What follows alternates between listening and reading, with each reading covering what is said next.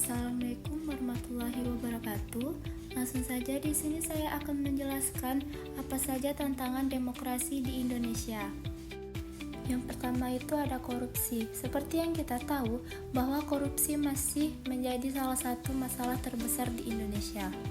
Nah, korupsi ini adalah tingkatan mencuri atau menyalahgunakan uang dan kekuasaan untuk keuntungan pribadi. Hal ini bisa terjadi di berbagai tingkatan pemerintahan, dari tingkat pusat sampai daerah.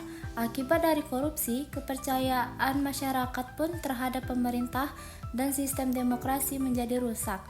Masyarakat menjadi merasa tidak percaya bahwa pejabat benar-benar bekerja untuk rakyat.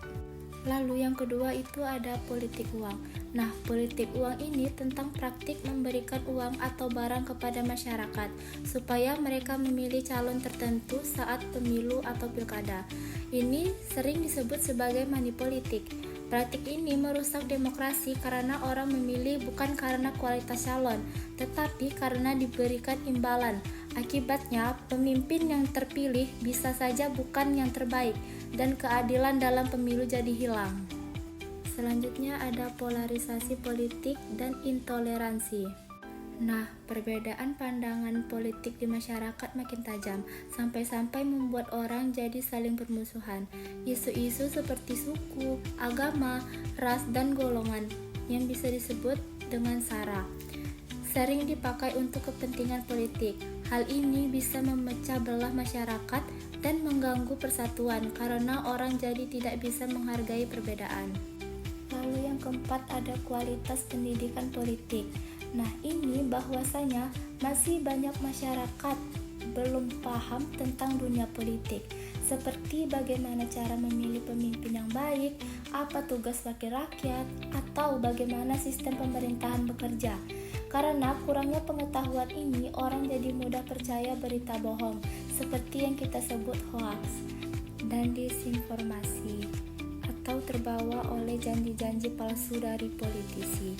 Pendidikan politik yang baik penting agar masyarakat bisa membuat pilihan yang cerdas dan tidak mudah dimanipulasi. Lalu yang kelima ada partisipasi politik yang rendah. Nah, ini artinya masih banyak warga yang tidak ikut terlibat dalam kegiatan politik, seperti memilih saat pemilu atau menyuarakan pendapat mereka. Beberapa orang merasa bahwa suara mereka tidak penting atau tidak akan mengubah apapun.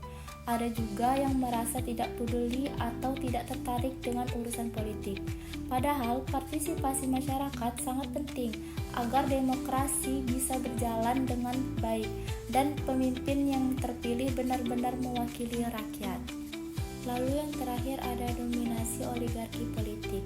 Nah, ini bahwa kekuasaan politik sering dikuasai oleh kelompok kecil, orang yang punya banyak uang, kekuasaan, atau hubungan kuat dengan penguasa. Kelompok ini disebut oligarki. Mereka bisa mengatur keputusan politik untuk kepentingan pribadi atau kelompoknya, bukan untuk kepentingan rakyat. Akibatnya, sistem demokrasi jadi tidak adil karena hanya menguntungkan orang-orang tertentu saja. Nah, itulah yang dapat saya jelaskan tentang tantangan demokrasi di Indonesia saat ini.